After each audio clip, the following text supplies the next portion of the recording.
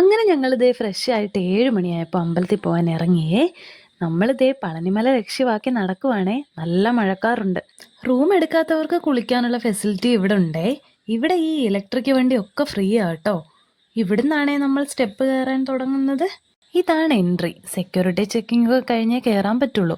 ഇവിടെ വന്നപ്പോൾ ആണേ നമ്മൾ അറിയുന്നത് മൊബൈൽ ഫോൺ അകത്തേക്ക് കൊണ്ടുപോകാൻ പറ്റില്ല. അതുകൊണ്ട് നമ്മൾ കയറുന്നതിന് മുന്നേ വീട്ടിലേക്കൊക്കെ വിളിച്ചു. ദേ മയിൽവാഹനത്തിന്റെ മാലയൊക്കെ മാറ്റി പുതിയ മാല ഇടുന്നുണ്ടേ. ഇവിടെ മൊബൈൽ ഫോൺ സൂക്ഷിക്കാനുള്ള സ്ഥലമുണ്ട്. 5 രൂപയാണ് ഒരു ഫോണിന്. വളരെ പ്രൊഫഷണലായിട്ടാണ് ഇവിടെ ഇതൊക്കെ സെറ്റ് ചെയ്തിരിക്കുന്നത്. ഞങ്ങൾ ഇതേ തൊഴുതിട്ട് ഇറങ്ങി. ഇപ്പോൾ സമയം 10:30 അങ്ങനെ എൻ്റെ ജീവിതത്തിലെ ഏറ്റവും വലിയൊരു ആഗ്രഹമാണ് നടന്നത്. ഇവിടെ നല്ല മഴയാണ്. അല്ലെങ്കിൽ കുറച്ചുകൂടെ മുന്നേ ഞങ്ങൾ ഇറങ്ങിയേനെ. ഇവിടെ താഴെ തന്നെ ഉള്ള ഒരു ചെറിയ അമ്പലമാണ് ഇത്. ഇനി ഞങ്ങൾ ചെരുപ്പ് വാങ്ങാൻ ദേ കൗണ്ടറിലേക്ക് പോവാം. ഇവിടെ ദേ ഒരു കൊച്ചു കുട എടുക്കാതെ വന്നതിന് സ്വന്തം അച്ഛനെ ചീത്ത വിളിക്കുന്നുണ്ട് കേട്ടോ.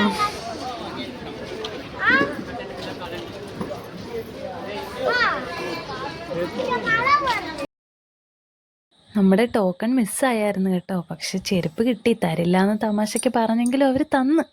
അങ്ങനെ ചെരുപ്പും വാങ്ങി അവിടെ നിന്ന് ഇറങ്ങി. ഇനി ഫുഡ് കഴിക്കണം. നല്ല വിശപ്പുണ്ട്.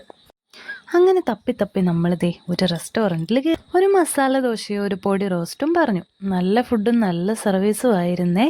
ഇനി നമ്മൾ വീണ്ടും റൂമിലേക്ക് പോവാണേ. കുറച്ചു നേരം റെസ്റ്റ് എടുത്തിട്ട് കാഴ്ചയൊക്കെ കാണാൻ ഇറങ്ങാം. അപ്പം ബൈ.